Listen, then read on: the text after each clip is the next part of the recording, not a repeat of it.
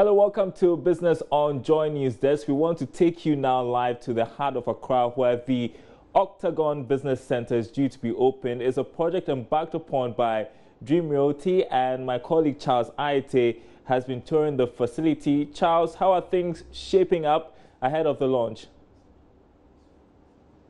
Well, in the next few hours, we shall be having the President of Ghana, Nana Addo Dankwa Akufo-Addo, currently here to, officially launch in the grand opening of the Octagon, which is currently situated at the heart of the Central Business District of Accra. Now, in previous years, way back in 2008, we realized that this very site was, a busy marketplace. Organizers of Dream Realty, and of course that of the Octagon architect decided to, situate this very state-of-the-art building right here, which houses, hundreds of business with the Accra Metropolitan Assembly to get this done. Years down the line, it has now become a dream come true. And of course, helping me understand the real issues right here in terms of the construction works and of course the success stories, I have with me an architect who's been with Dream Realty for quite a long while. He's going to help me share the story. Hello, Kweku, and welcome to Joy News here on Multi TV. First of all, the dream has finally been realized. Help us understand the key features of the Octagon. The Octagon is mixed-use project, which means it has offices and it has a hotel. And it's been a while. We started back in 2002, like you said, and finally it's about to be open today. Hopefully all the invited guests come and then we have a nice program today. All right, okay. So aside that, could you please help me understand the key features of this, state-of-the-art edifice as you, of course, face the cameras? It has office blocks and it has a hotel. It's in 5 blocks, so we have A, B, C, D, and E, and the block C is the hotel. The Octagon is so huge, it has 2 underground parking spaces for vehicles, for customers who come in, and then we have 2 extra parking spaces on T1 and T2 for the hotel and for some of the offices on the first floor. All right, Kweku, many thanks for your time here with me. He is an architect with Dream Realty in that very regard. But I must add, Daryl, that when you see the PVC, glass windows, all around this place, it's proudly made in Ghana. It was manufactured here in Ghana by courtesy of Interplast Ghana Limited. So that helps you understand the taste for Ghanaian, made products here. But just before we go, as you can see from, the stage that has been mounted here, that's exactly where the president is expected to be with other, state dignitaries aside that of Dream Realty. So that is exactly what is happening here. In the next couple of hours, we should be expecting the grand opening of the Octagon, Daryl.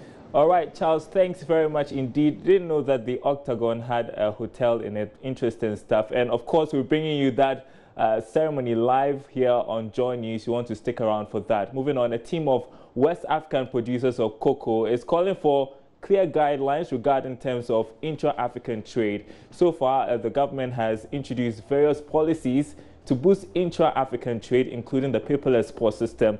Members of the West Africa Regional Fair Trade, an organization advocating fair trade practices among African countries, says there's still more to be done, especially regarding the agri sector.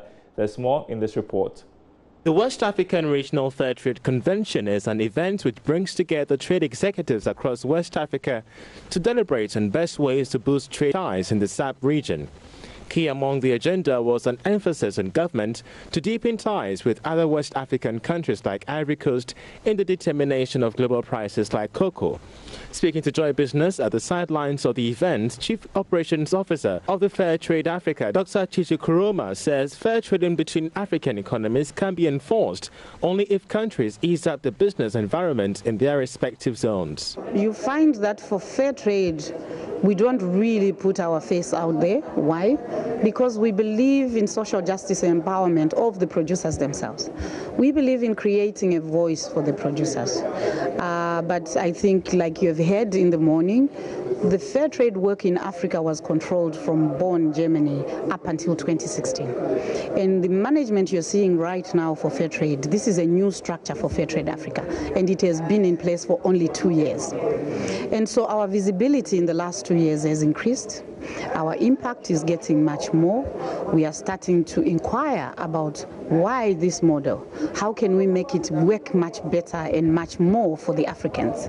On his part, the Deputy Minister for Trade, Carlos Ahenkra, assured that government is currently in talks with some West African countries on best ways to improving intra-regional trade. What I see here right now is a fair, agreement between buyers and sellers. That look, we're going to give you something more from whatever we produce, from your raw material, but we want you to show us what you use the money for, so we can bring you more. And from what I see on the screens, people are really using the money for the interventions that they are required to use them for. But I want us to get more of that money back into the producing country. The biannual Fair Trade Convention was under the theme Unlocking the Business Potential of West African Producer Organizations.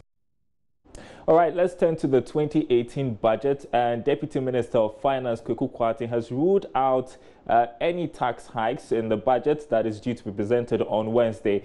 There are fears that government may look at the option of increasing taxes to make up for the current revenue shortfalls. However, the Deputy Finance Minister has revealed they would be using technology to improve tax collections. Deploying technology. In fact, if you look at the tax stamps, there's an important IT element in it. The economic point of sale device is to ensure that as people trade at points of sale, the records of their businesses are actually registered on the server for GRA, so that we are not now come to you to make to file your returns, and then we need to debate you on how much. And sometimes these are not properly declared and government lose revenue. This time round, as you trade, they register on the tax authorities server. And so we just come to you to say these are your tax liabilities you need to pay. So we're going to deploy technology to ensure that the compliance measures work and that we will not have the need to increase taxes. And I would rather have the opportunity to abolish more taxes as we rake in more revenue. And that's all in business news this morning.